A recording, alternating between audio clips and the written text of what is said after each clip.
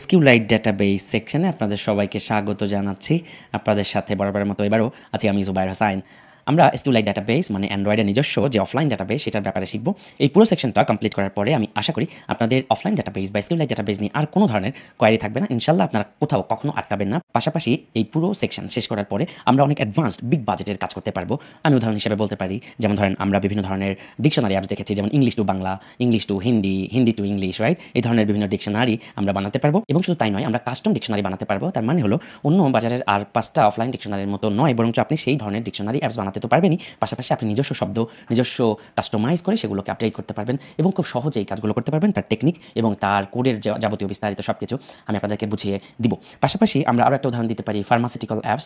আপনারা জানেন যে বর্তমান যুগে বিভিন্ন ফার্মাসি, আপনি দোকানে গেলেও দেখবেন যে আপনি যখন নাপা বা একটা ওষুধ চাবেন, নাপা সব দোকানেই থাকে, বাট আপনি যখন একটা আনকমন ওষুধ চাইবেন তখন কিন্তু দোকানদার দেখবেন কম্পিউটারে অথবা একটা ফোনের মধ্যে, অ্যান্ড্রয়েড ফোনের মধ্যে একটা অ্যাপস থাকে, সেই অ্যাপসে কী জানি সার্চ করে।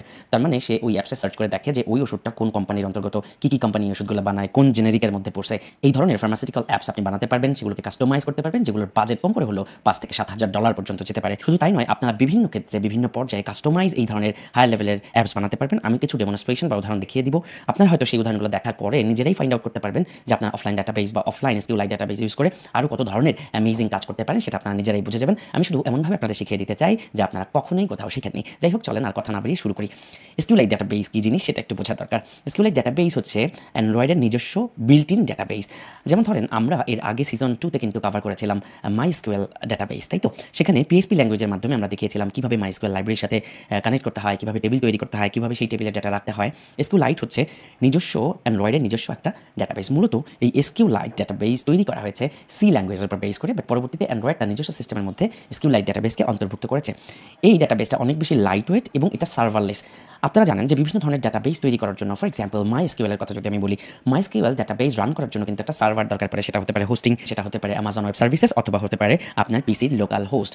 কিন্তু এই SQLite ডাটাবেস অ্যান্ড্রয়েডের নিজস্ব সিস্টেমের মধ্যে থাকে। এটাকে হোস্ট করার জন্য বা SQLite ডাটাবেস নিয়ে কাজ করার জন্য কোনো ধরনের সার্ভার বা আলাদা কোনো কিছু হোস্টিং করার প্রয়োজন পড়বে না। এটা সম্পূর্ণ অফলাইন, ইন্টারনেট কানেকশন লাগবে না, সম্পূর্ণরূপে অফলাইনে অ্যান্ড্রয়েডের নিজস্ব সিস্টেমের এই ডাটাবেস স্ট্রাকচার আমরা ব্যবহার করতে পারবো। কিন্তু এখানে একটা সমস্যা থেকে যাবে, যেটা আসলে অনেক ডেভেলপাররা ফিল করে, সেটা হচ্ছে এই SQLite ডাটাবেস খালি চোখে দেখা যায় না। যেমন ধরেন আমরা বিভিন্ন ধরনের আমাদের যে ডাটাবেসগুলো থাকে, আমরা MySQL উদাহরণ দিতে পারি। MySQL ডাটাবেস ইউজ করার জন্য আপনি আপনার হোস্টিংয়ে যেতে পারেন, বাট আমি XAMPP-এর মাধ্যমে আমার লোকাল হোস্ট ওপেন করছি। আপনারা জানেন, হয়তোবা সবাই জানেন যে XAMPP হচ্ছে আমাদের লোকাল হোস্টে PHP বা XAMPP সার্ভার চালানোর জন্য একটা software, XAMPP, XAMPP, XAMPP control panel. আগেও দেখিয়েছি এটা সিজন 2তে। না থাকলে XAMPP এটা আপনারা ইনস্টল করে নিতে পারেন, গুগলে সার্চ করলেই পাবেন।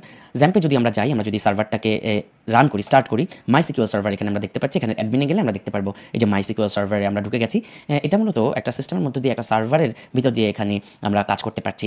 আমরা সিজন 2তে দেখেছিলাম MySQL ডাটাবেস নিয়ে কাজ করার সময়, সেখানে কিন্তু আমরা যেমন ধরেন এই যে আমার মাই ডাটাবেসের মধ্যে ঢুকলে আমরা কিন্তু টেবিল তৈরি করতে পারি। For example my table, alright? So এই যে টেবিলগুলো তৈরি করতে পারি, ধরেন 3টা রো বিশিষ্ট একটা টেবিল তৈরি করব, সেই টেবিলের কলামের নাম কী হবে, ধরেন প্রথমটা আইডি, এই যে এটা ডাটা টাইপ কী হবে, এই যে ব্যাপারগুলো, এই ব্যাপারগুলো কিন্তু আমরা চোখে দেখতাম MySQL সার্ভারের ক্ষেত্রে, খালি চোখে এটা দেখা যাইতো।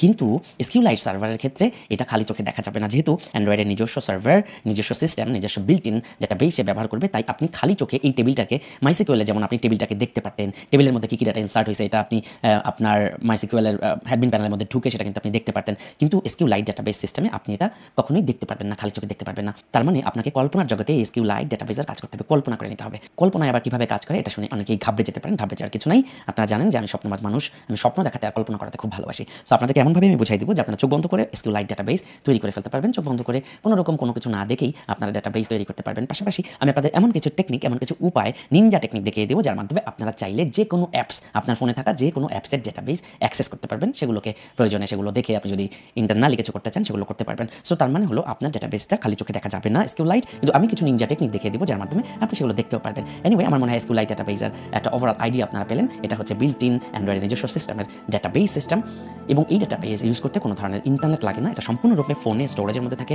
এটা সম্পূর্ণ ফোনের বিল্ট ইন একটা database system. So SQLite database structure use করে আমরা পরবর্তীতে রিয়েল লাইফ প্রবলেমের সমাধান করবো। আস্তে আস্তে অ্যাডভান্সের দিকে চলে যাব। দেখা হচ্ছে পরবর্তী লেকচারে।